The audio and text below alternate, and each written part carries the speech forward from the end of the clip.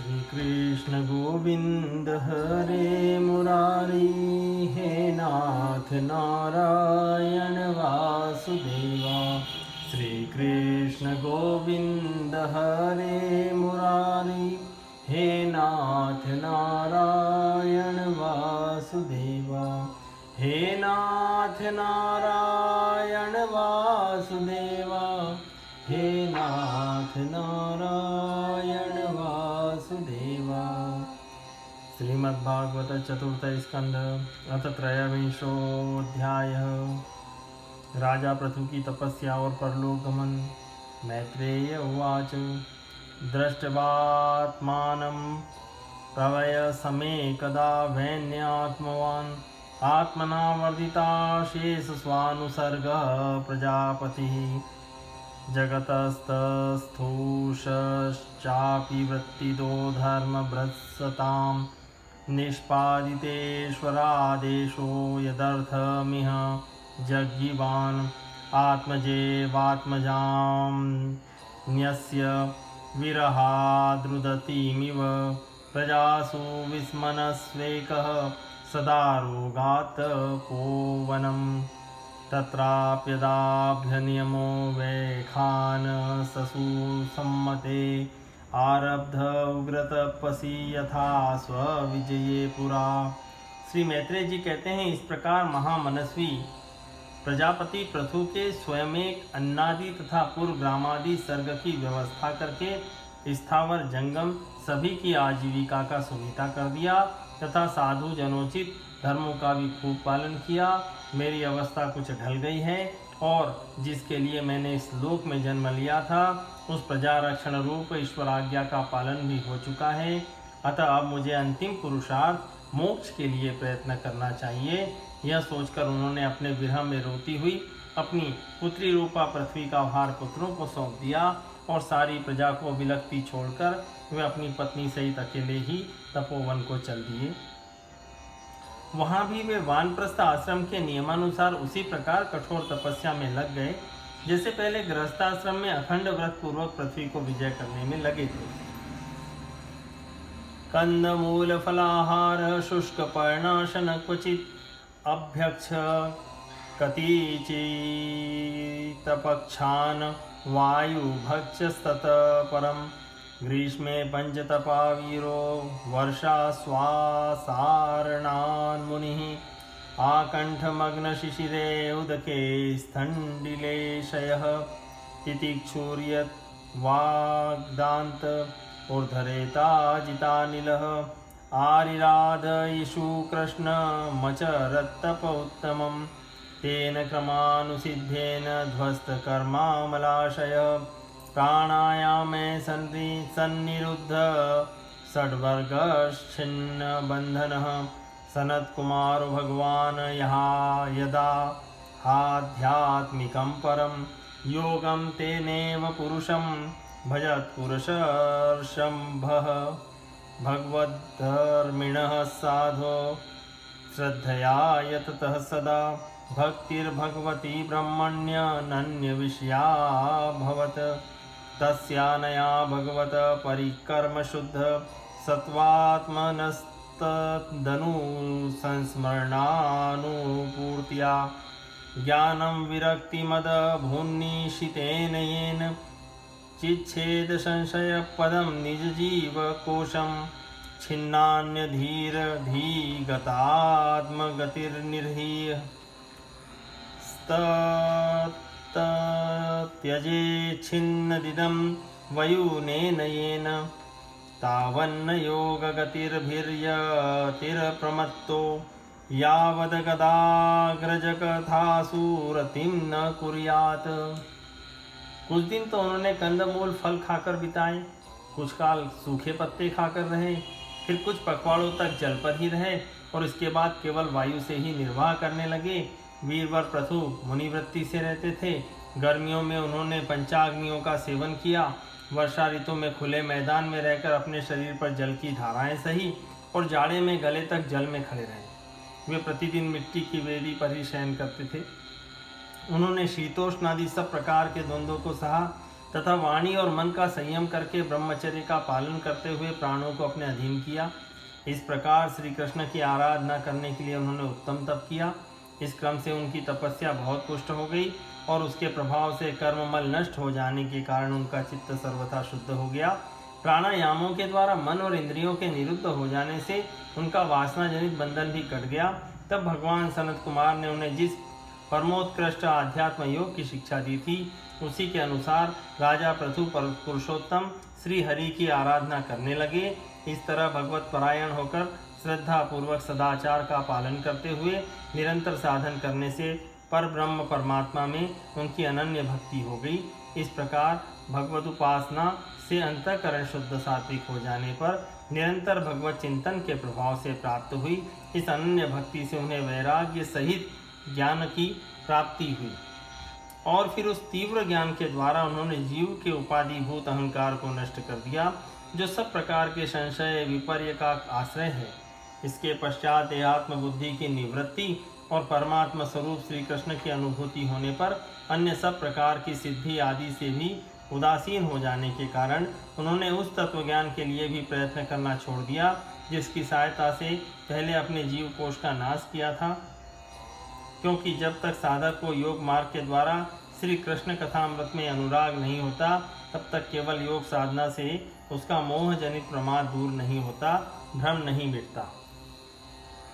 एवं स वीर प्रवर संयोज्यात्मानमात्मनि ब्रह्मभूतो दृढ़ं काले तत्याज स्वकलेवरं संपीड्य वायुं पार्षिभ्यां वायुमुत्सारयञ्छन्नये नाभ्यां कोष्ठेष्वस्थाप्य रदुरकण्ठशीर्षणि उत्सर्पर्यंस्तु तं मूर्ध्नि क्रमेशावेश्य निःस्पृह वायुं वायोचितो कायं तेजस्तेजस्य युयुजत खान्याकाशे द्रोयं तोये यथा स्थानं विभागशः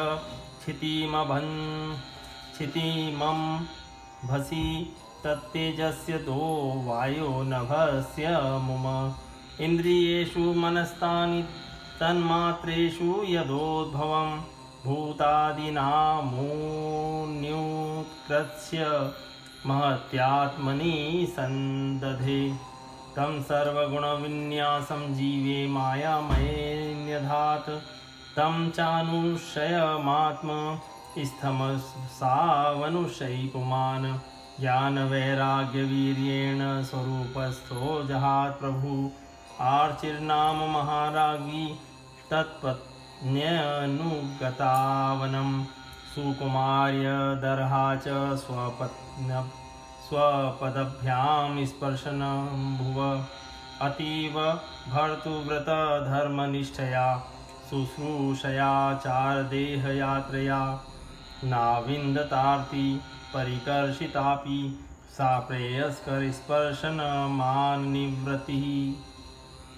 फिर जब अंतकाल उपस्थित हुआ तो वीरवर प्रथु ने अपने चित्त को दृढ़ता पूर्वक परमात्मा में स्थिर कर ब्रह्म भाव में स्थित हो अपना शरीर त्याग दिया। उन्होंने एड़ी से गूदा द्वार को रोककर प्राणवायु को धीरे धीरे मूलाधार से ऊपर की ओर उठाते हुए उसे क्रमशः नाभि, हृदय, वक्षस्थल, कंठ और मस्तक में स्थित किया और फिर उसे और ऊपर की ओर ले जाते हुए क्रमशः ब्रह्मरंध्र में स्थिर किया और उन्हें किसी प्रकार के अब सांसारिक भोगों की लालसा नहीं रही।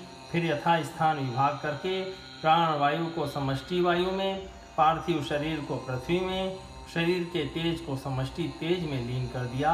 आकाश, हृदयाकाश आदि देहवच्छिन्न आकाश को महाकाश में और शरीरगत रुधिरादि जलीय अंश को समष्टि जल में लीन किया।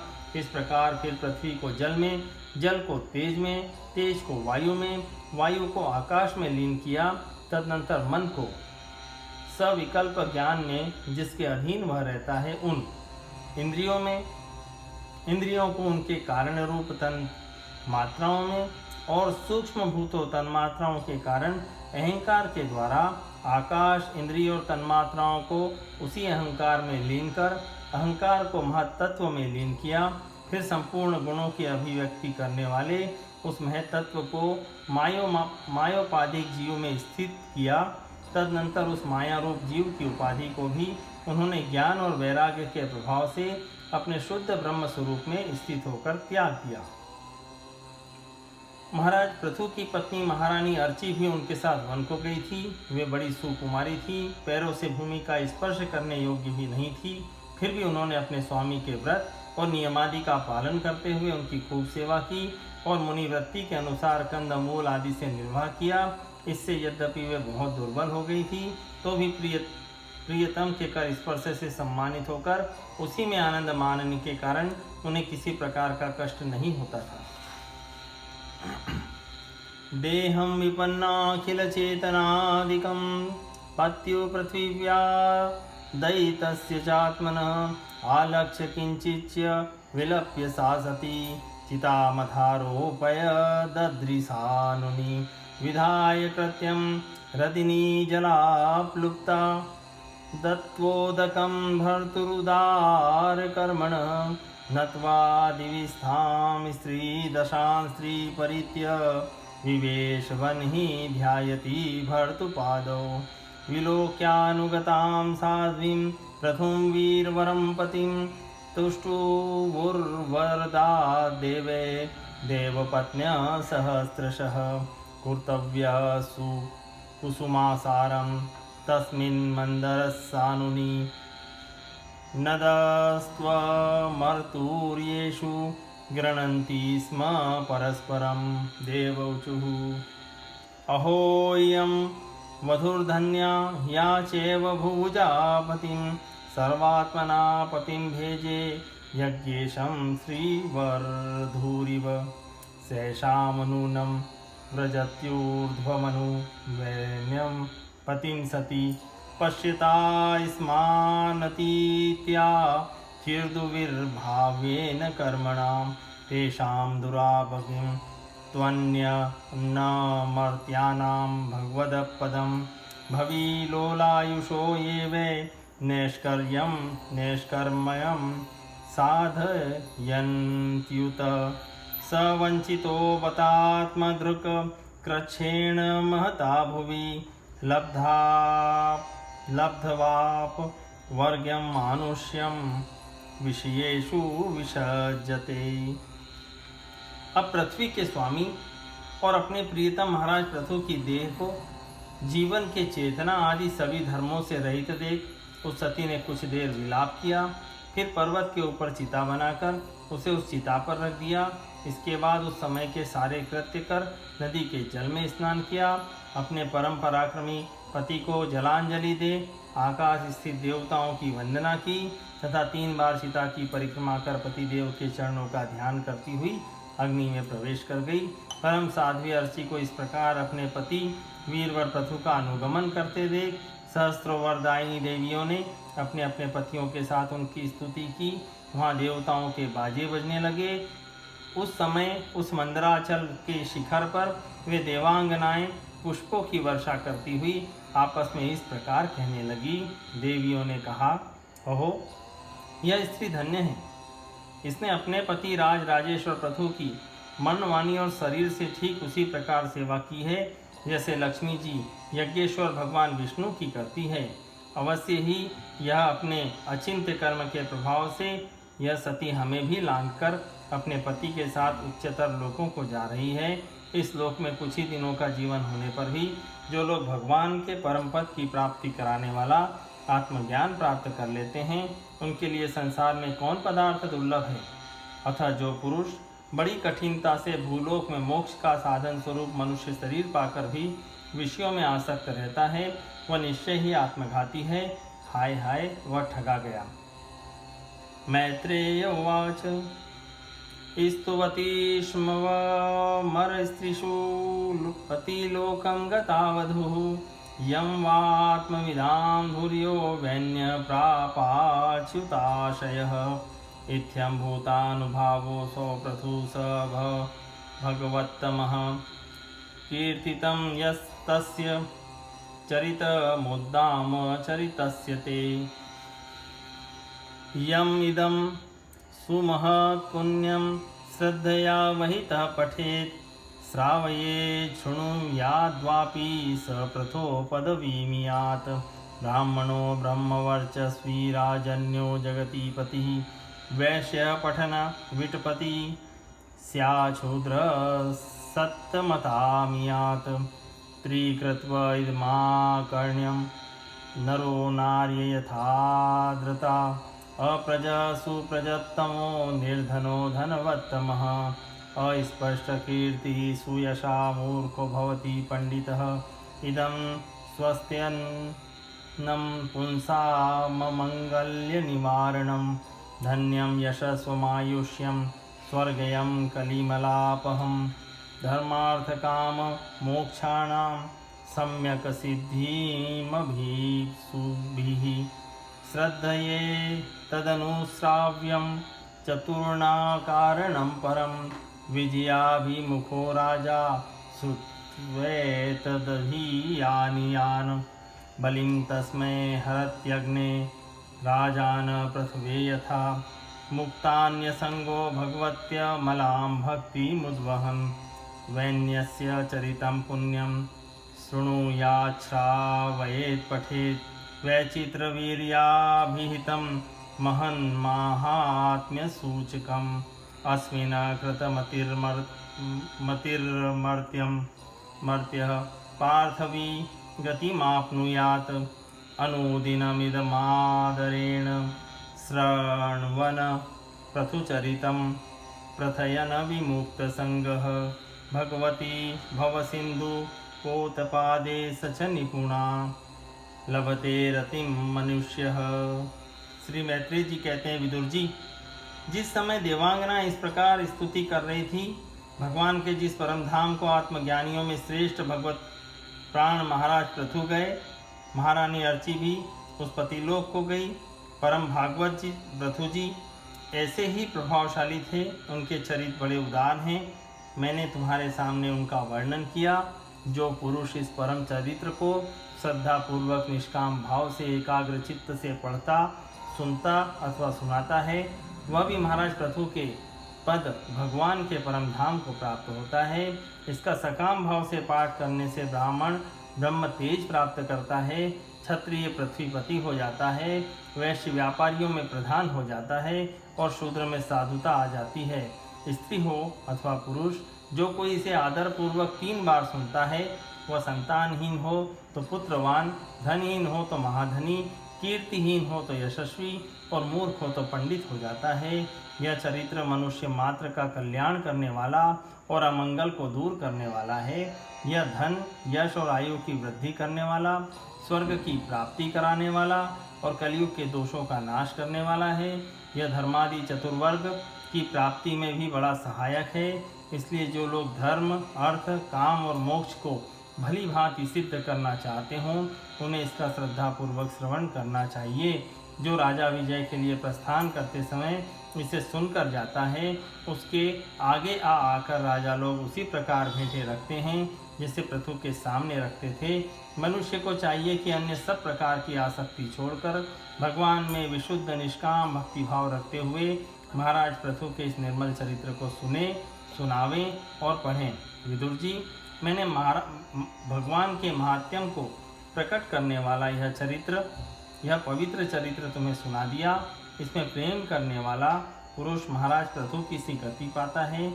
जो पुरुष इस पृथु चरित्र का प्रतिदिन आदर पूर्वक निष्काम भाव से श्रवण और कीर्तन करता है, उसका जिनके चरण संसार सागर को पार करने के लिए नौका के समान है, उन श्रीहरि में सुदृढ़ अनुराग हो जाता है। इति श्रीमद्भागवते महापुराणे पारमहंस्यां संहितायां चतुर्थे स्कन्धे त्रयोविंशोऽध्यायः सम्पूर्णम्।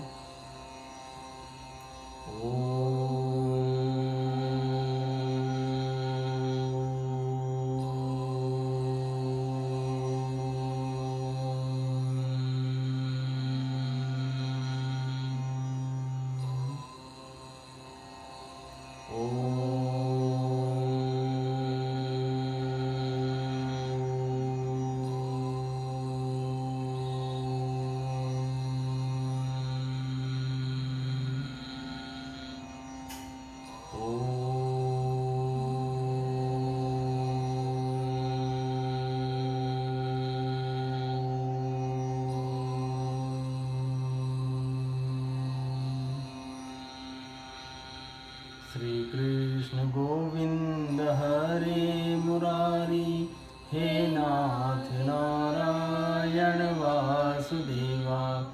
श्री कृष्ण गोविंद हरे मुरारी, हे नाथ नारायण वासुदेवा। हे नाथ नारायण वासुदेवा, हे